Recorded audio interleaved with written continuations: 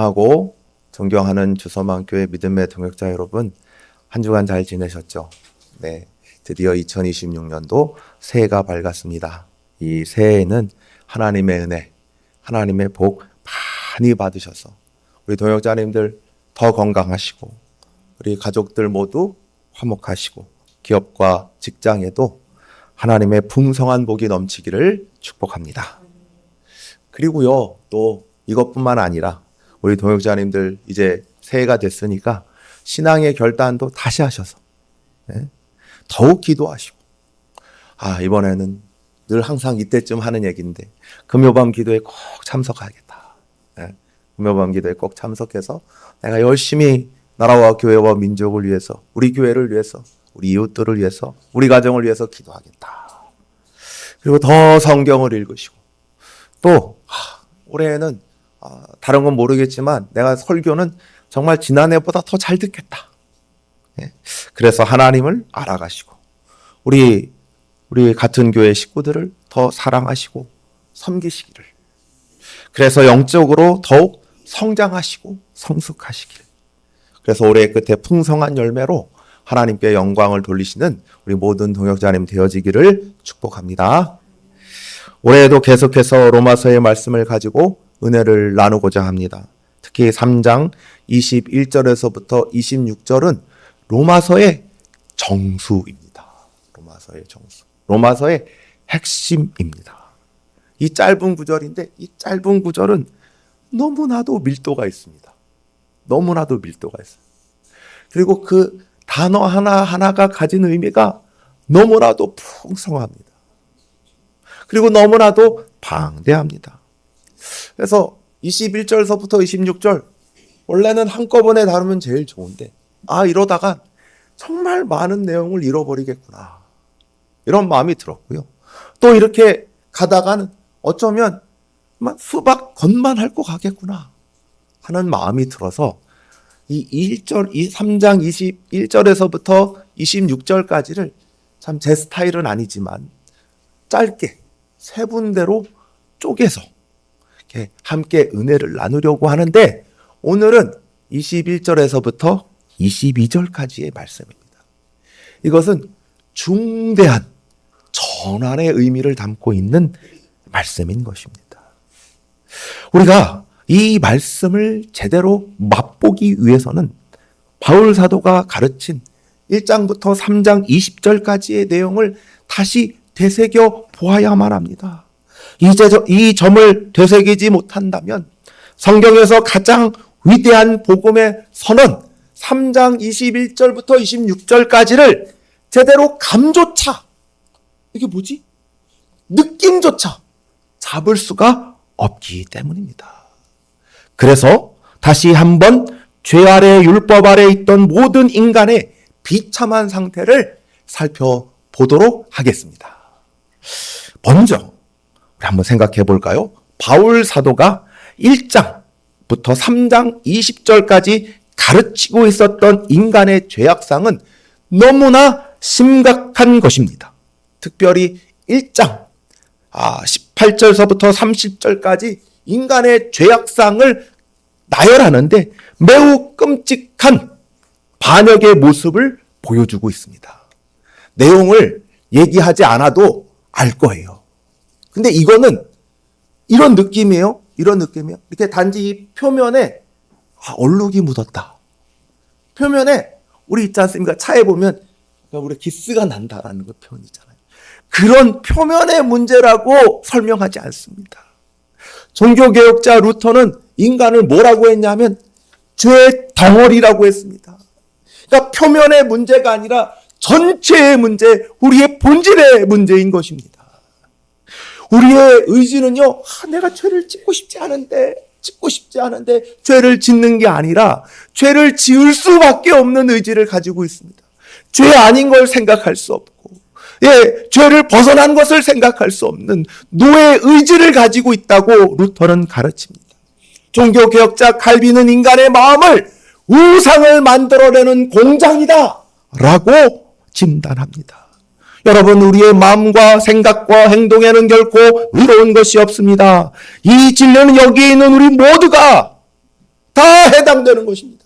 단 한 사람도 예외 없이 죄가 아닌 것과 연결된 적이 없었던 것이죠. 늘 죄 속에서, 죄 아래서 죄되고 사특한 것으로 연결되어 생각하며 죄악된 길로 가고 있다는 것입니다. 이런 죄 아래 있는 인간의 다른 표현은 율법 아래 있다라는 것입니다. 율법은 하나님이 주신 것이죠. 하나님이 의로움을 알리신 것입니다. 무엇이 죄고 무엇이 선한 것이다. 무엇이 불순종이고 무엇이 순종이다. 이것을 알려주는 것입니다. 인간의 사법체계가 그러하듯이 하나님의 율법도 죄인인 인간을 하나님의 재판대 앞에 세웁니다. 누구누구 오세요. 여기에 이름을 집어넣으시면 됩니다. 자기의 이름을 넣으시면 됩니다. 김영민 오십시오. 그리고 율법이라는 검사는 율법의 규정 속에서 우리 모두가 어떠한 죄는 지었는지를 규정하고 열거할 것입니다. 그리고 그런 죄 지은 자를 하나님의 율법에 따라 하나님의 진노의 심판을 당해야 한다고 말할 것입니다. 그런데 말입니다. 왜 하나님의 심판을 말할 때 하나님의 심판이라고 말하지 않고 하나님의 진노라고 할까요? 하나님의 심판. 근데 하나님의 진노의 심판이라고 할까요? 어떤 분들은 하나님의 심판과 하나님의 진노를 떼어놓기를 원하는 분들이 있습니다. 하나님은 죄인을 사랑하시니까 진노한다는 것은 받아들일 수가 없어. 이렇게 말씀하시는 분도 있는 것입니다. 그러나 이것은 매우 잘못된 생각입니다. 왜요? 죄인과 죄는 마땅히 의로운 분노를 일으킵니다. 인간의 법정에서도 죄인이 짓는 끔찍한 범죄를 검사가 보고 또 방청객이 보고 재판장이 본다면 그들은 감정 없이 판결하는 게 아니라 의로운 분노를 가지고 판결할 수밖에 없기 때문입니다. 또한 인간의 범죄는요, 실수나 우연이 아니에요. 뒷걸음질 치다가 쥐 잡는 게 아니란 말입니다. 그것은 만유의 하나님, 모든 것을 창조하신 하나님에 대한 반역입니다. 은혜와 섭리의 하나님에 대한 철저하고 치밀한 반역죄입니다. 그러기에 하나님은 합당히 진노할 수밖에 없어요. 그 합당한 진노의 형벌은 결코 가볍지 않습니다. 그 형벌은 영원한 사망입니다. 영원한 사망이 무엇입니까? 하나님의 심판대 앞에 영원한 형벌을 받아 지옥에 떨어지는 것. 영원, 시간이란 개념이 사라지는 겁니다. 1000만년도 영원 앞에서는 한 경점과도 같은 것에 불과합니다. 그 영원이란 그 시간이 없는 시간 속에서 하나님의 은혜가 눈꼽만치도 주어지지 않는, 그래서 항상 그곳에서 죄인들은 슬피 울고 이를 가만히 있는 그런 형벌의 장소에서 영원히 거하는 것이 사망인 것입니다. 그러기에 이 형벌은 어떻게 해서든 피해야 됩니다. 반드시 피해야 됩니다. 모든 인간은 그런 진노의 형벌 가운데 있다는 것이죠. 그러나 어떤 유대인들 일부, 그리고 로마 교회 유대인 중, 그리고 또 이방인들의 일부는 어쩌면 유대인들은 예외 케이스가 될 수도 있어. 왜냐하면 유대인들에겐 율법이 있거든. 이렇게 생각했을 겁니다. 유대인들은 할례를 받았잖아. 유대인들은 아브라함의 자손으로서 아브라함이 선택을 받은 것처럼 저 유대인들은 선택을 받았기 때문에, 그리고 그 율법을 주셨잖아. 모세를 통해서 그 모세의 율법을 지키고 있잖아. 그것 때문에 하나님의 심판에서 예외가 될 수도 있어 라고 주장하고 있었던 것이죠. 그러니까 바울 사도가 2장부터 절대 그게 아니라고 얘기하고 있는 거예요. 얘기하고 있는 바는 뭐예요? 너희가 율법을 지켰느냐? 지켰냐는 거예요. 율법을 지킨다는 것은 10개 중 100개 중에 99개를 지키고 1개를 지키면 율법을 지킨 겁니까? 아니야. 그러면 율법의 100가지라면 100가지를 하루 종일 지키면 지킨 겁니까? 아닙니다. 주님 앞에 갈 때까지 1분 1초도 남김없이 지켜야만 한다는 것입니다. 그리고 주님은 그 마음조차도 어떻게 해야 된다는 거예요. 행위가 아니라 마음조차도 어떻게 해야 된다는 거예요. 율법을 지켜야 한다는 것입니다. 그래서 바울 사도가 묻는 건 너희 중에 율법을 누가 지켰니? 지킨 자가 없다고 얘기하지 않습니까? 지킨 자가 없다고 얘기하지 않습니까? 또한 말입니다. 율법에 대해서 뭐라고 가르칩니다. 율법은 율법의 행위를 해서 의를 획득하라고 주신 게 아니야. 그러면 어떻게 하라고 주신 겁니까? 너희의 죄를 깨달아 예수 그리스도께로 가라고 주신 거야 라고 말씀하고 있지 않습니까? 여러분, 율법주의로 율법을 지켜서 구원을 받는다는 말은 정말 말도 되지 않는 것이죠. 과연 누가 그 율법을 마음의 수준까지 온전히 지켜 사망의 형벌에서 벗어날 수 있겠습니까? 아무도 없습니다. 단 한 사람도 없습니다. 누가 되었든지 모두 심판을 받아야 합니다. 그런데 우리가 도덕적, 윤리적 형편은 없는 자들과 같이 심판되는 것을 여전히 부당하게 여기는 분들도 계실 줄 압니다. 나는 저 사람들과는 다른데. 예, 있어요. 우리 많은 신문에 나오는 범죄자들 있지 않습니까? 그 사람들을 우리가 한번 생각해 봅시다. 인생으로 치자면 이 막장 인상 아니겠습니까? 그분들은 막장이었어요. 갱도 끝 막장이었어요. 그러면 우리보다 훌륭한 사람은 저 산꼭대기, 에베레스트 산꼭대기 있단 말이에요. 이 정도 엄청난 차이 아닙니까? 맞죠? 그러니까 이 둘이 같이 심판받는다는 것을 이해할 수가 없는 거예요. 근데 어떤 신학자가 이렇게 표현했어요. 막장에 있든 산꼭대기에 있든 별을 잡을 수가 없다. 별을 잡을 수 없어요. 그게 비참한 인간의 처지인 것입니다. 그러나 여기서 멈추지 않지요. 오늘 말씀의 본문은 이제는으로 시작합니다. 이제는 근데 개역 한글, 개역 개정 마찬가지로 그러나가 없어요.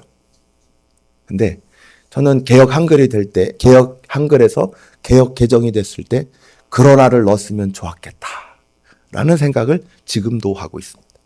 원래 헬라어 언어에는 물론 이렇게 이제는으로 표현돼도 되겠지만 그러나 이제는으로 표현되는 게 더 좋았을 뻔했습니다.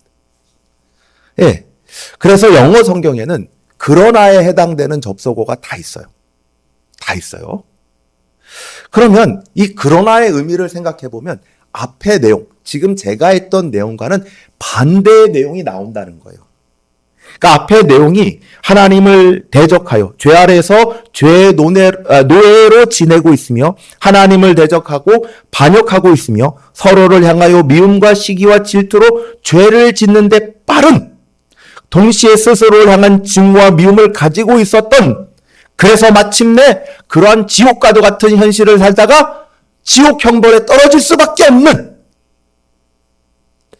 이 처지.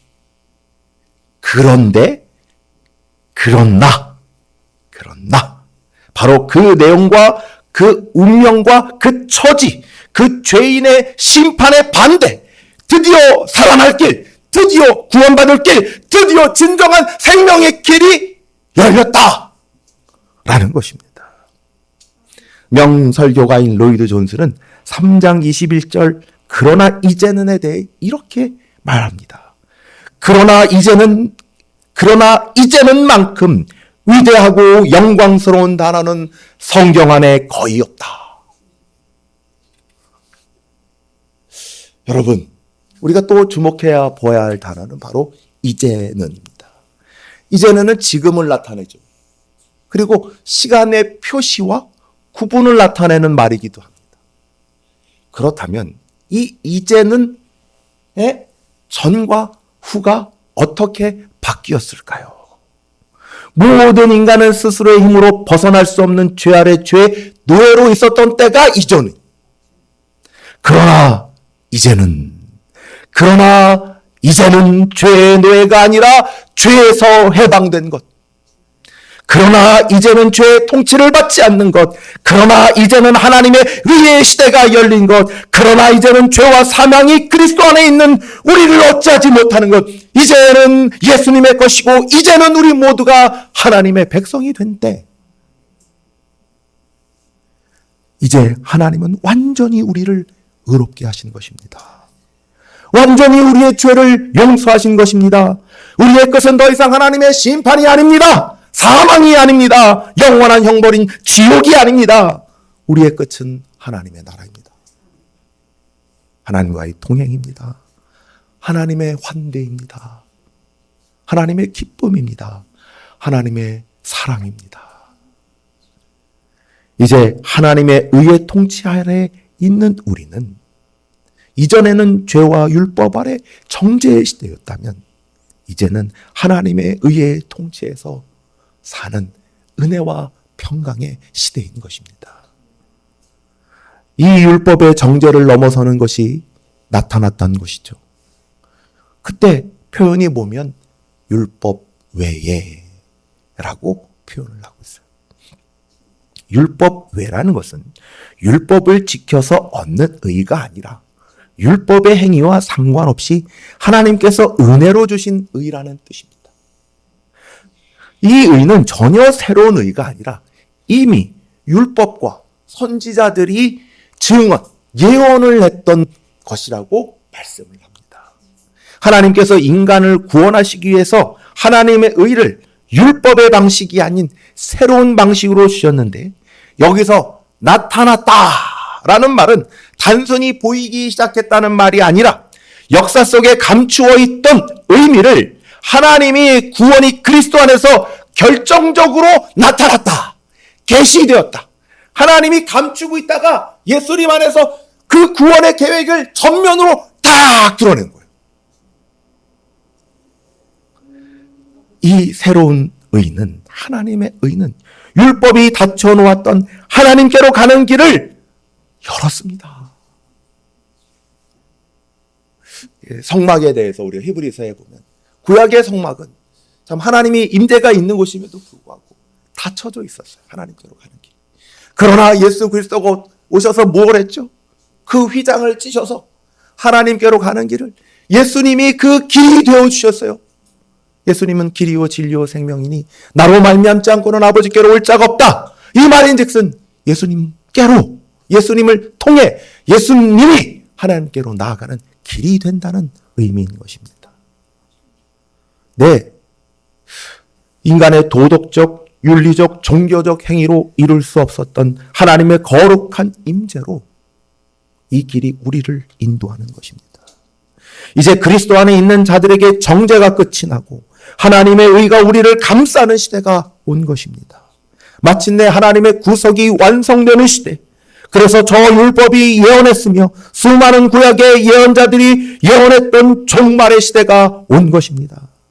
이사야 선지자는 이렇게 예언합니다. 내 의로운 종이 자기 지식으로 많은 사람을 의롭게 하며 또 그들의 죄악을 친히 짊어지리라. 아멘. 선지자들은 대신해서 고난받는 하나님의 의로운 종, 겸손의 종, 그 종이 대속의 죽음으로 우리를 구원하실 것이라고 예언했습니다. 그분을 무엇이라고 말하냐? 기름 부음 받은 자, 메시아, 예수 그리스도라고 증언하고 있는 것입니다.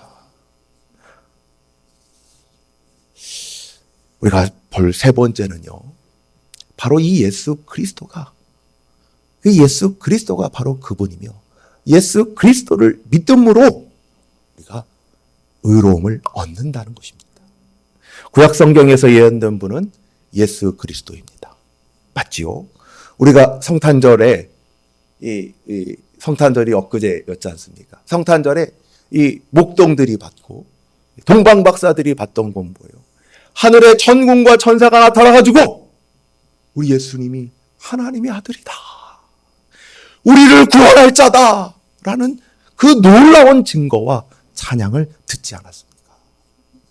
그리고 예수 그리스도의 그 표적들은 무엇이에요? 죽은 자를 다시 살리시고 무리를 걸으시고 또 오병이어의 기적을 베푸시고 문둥 병자를 낫게 하는 게 뭐예요? 이 기적이 단지 기적으로서의 의미가 있는 건가요? 그것도 있지만 더 핵심적이고 중심적인 의미는 그 기적을 베푸신 분,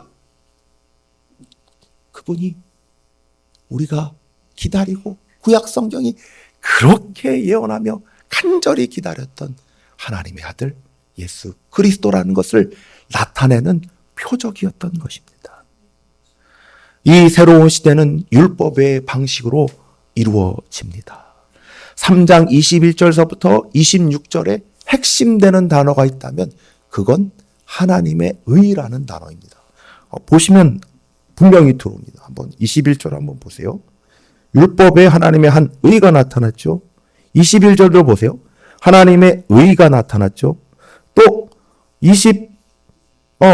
2절도 비슷한 말이 있지만 24절도 보시면 값없이 의롭다 하심을 얻은, 의롭다 하심을 얻었다는 것도 하나님의 의죠. 그리고 또 25절도 마찬가지예요. 의로우심이 또 나오죠. 또 26절도 자기의 의로우심이 나오죠. 이 말씀 속에는 하나님의 의로 가득 차 있어요. 가득 차 있어요. 네, 하나님의 의는 무엇을 나타낼까요? 하나님의 의로우심을 나타내죠. 하나님의 의로우심은요, 누구에게 주어져야만 하는 것입니다. 왜요? 하나님과 함께하기 위해서는 하나님의 의가 있어야 돼요. 하나님의 의가 있어야 돼요. 네. 근데 이 의를 어떻게 얻을 것인가가 22절이 말하고 있는데 예수 그리스도를 믿음으로 얻는다라고 말씀하고 있죠. 그러니까 새로운 시대는 하나님의 의를, 예수 그리스도를 믿어 얻어 하나님께로 나아가는 시대가 된 것입니다. 지금까지 유대인들은 율법의 행위를 함으로 하나님 앞에 나아간다고 생각했습니다. 그러나 정작 그들은 율법을 지키지 못함으로 하나님에게 나아가기는커녕 오히려 하나님께 받을 정죄가 커졌습니다. 유대인들 그리고 헬라인 중에 현인이란 말하는 이들은 의를 그들 생각 속에선 어떻게든 인간의 힘으로 노력하고 애쓰고 공로를 통해서 성취하고 얻는 것이라고 생각했습니다. 인간의 지혜나 노력, 선행, 고행, 금욕으로 의를 얻는 것이라고 여겼습니다. 지금도 마찬가지입니다. 지금도 의를 어떻게 생각하냐면 사람들이 얻는 것, 획득하는 것, 사람들이 노력하는 것, 착한 일 하는 것, 나쁜 일 하지 않는 것, 그리고 혹은 명상이라든지 신비적인 어떤 것들에 참여하는 것, 이렇게 생각하지 않습니까? 그리고 조금 더 나아가면 사람들은 뭐까지 믿냐? 사람들은 하나님 없이도 인간의 힘과 의와 지혜와 노력만으로 이 땅에 천국을 이룰 수 있다 라고 감히 믿습니다.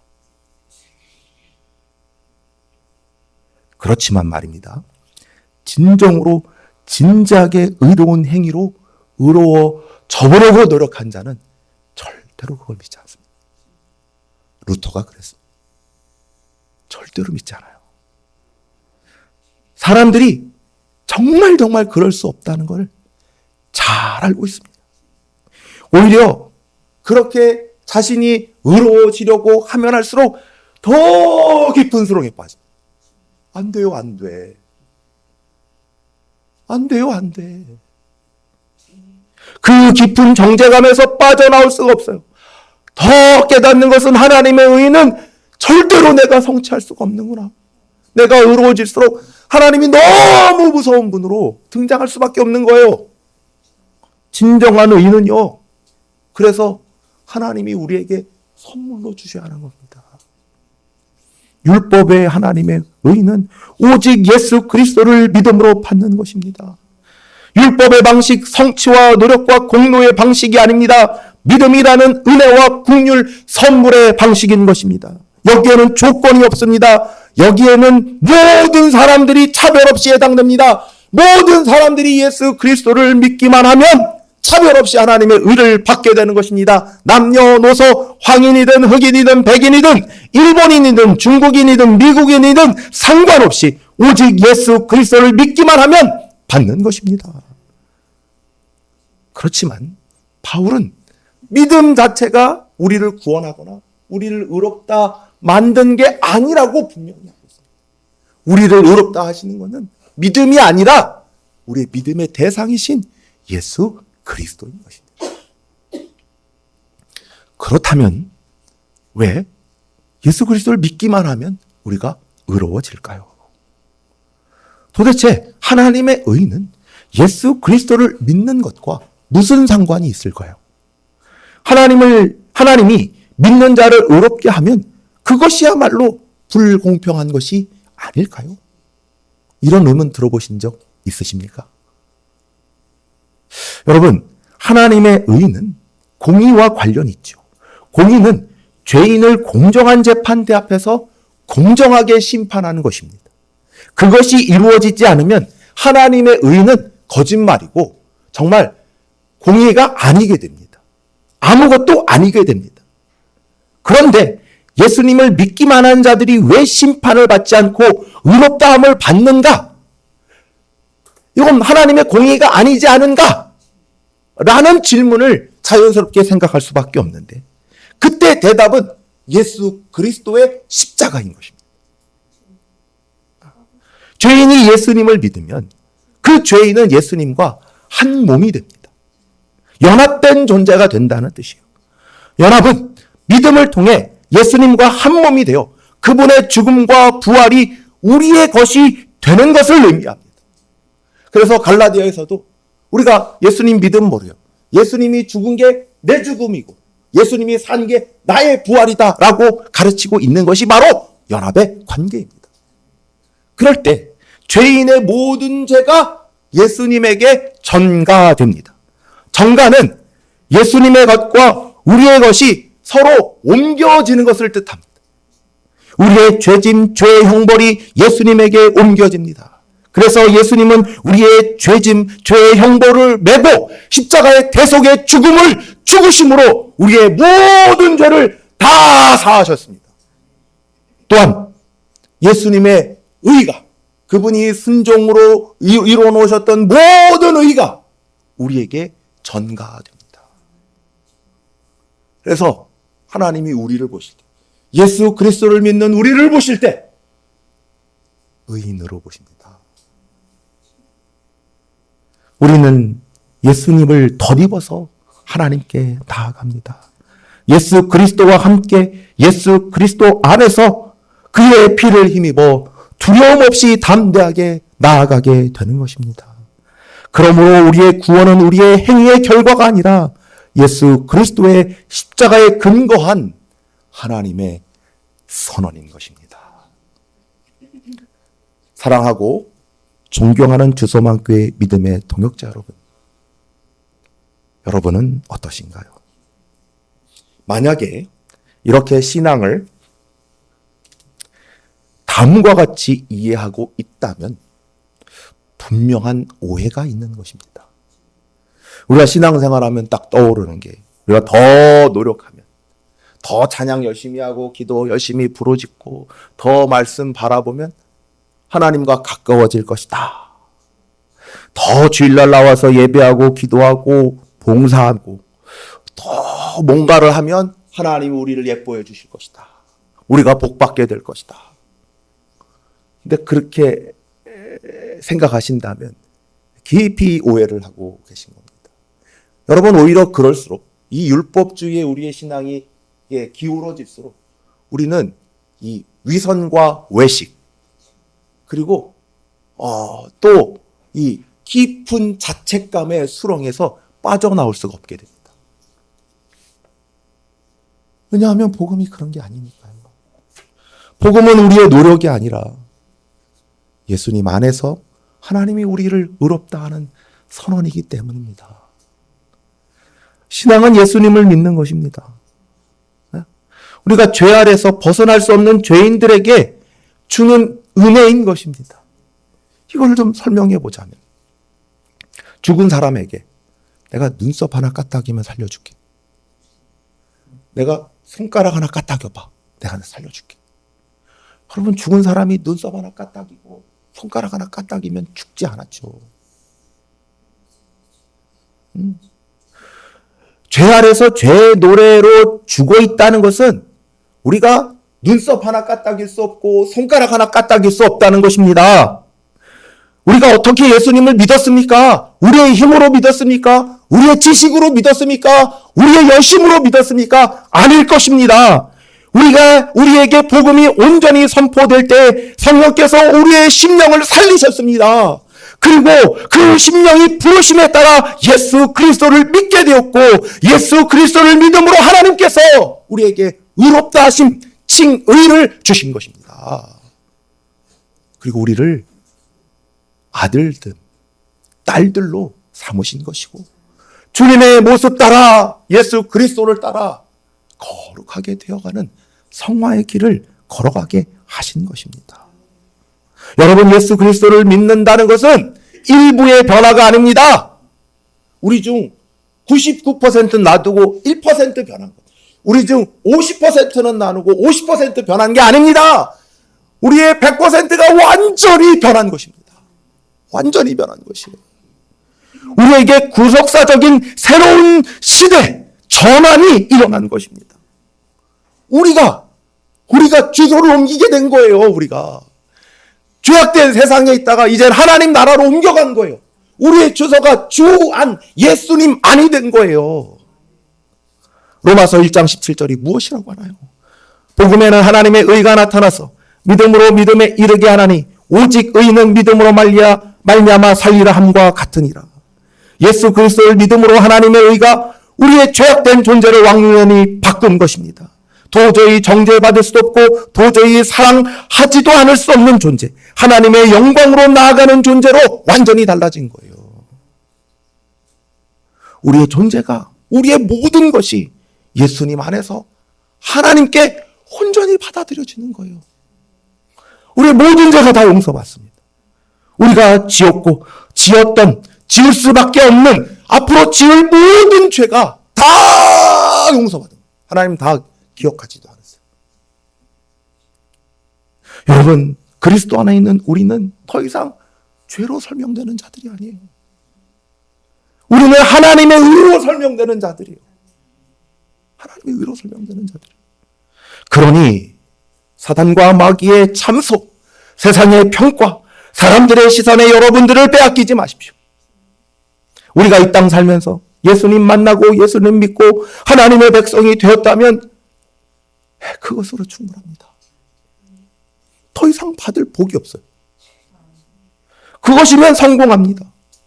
반대로요, 아무리 성공하고 승진하고 부자가 되고 권력자가 되고 유명해져도 많은 사람들에게 존경을 받아도 예수님 만나지 못하면, 예수님 믿지 않으면 죄인일 수밖에 없고 죄 아래에서 하나님의 진노를 피할 길이 없어요. 아직도 죄에 갇혀서 죄에 매여 있는 존재인 것입니다. 그래서 우리는 실패와 같은 상황 속에서도, 낭만뿐인 한숨 속에서도, 절망의 순간에서도 항상 외쳐야 될 것은 나는 하나님의 의로 덮여진 사람이다. 나는 하나님의 의인이다. 나는 하나님의 의인이다. 죄책감에 눌려 있을 때에도, 사단마귀의 참소에 있을 때에도, 사람들의 수군거림 속에서도 나는 하나님의 의인이다. 그런 칭의에 서 있어야 하는 것입니다. 말씀을 맺고자 합니다. 오직 예수 그리스도를 믿음으로 우리는 놀라운 하나님의 의를 얻어서 의인이라 칭함받게 되었습니다. 하나님의 새 언약 아래에서 하나님의 백성이 되고 성령의 내주하심으로 날마다 새롭게 되어집니다. 그 믿음으로, 그 믿음의 의로서 기뻐하시고 감사하시는 주소망교회 믿음의 동역자님 되어지기를 축복합니다. 기도하겠습니다.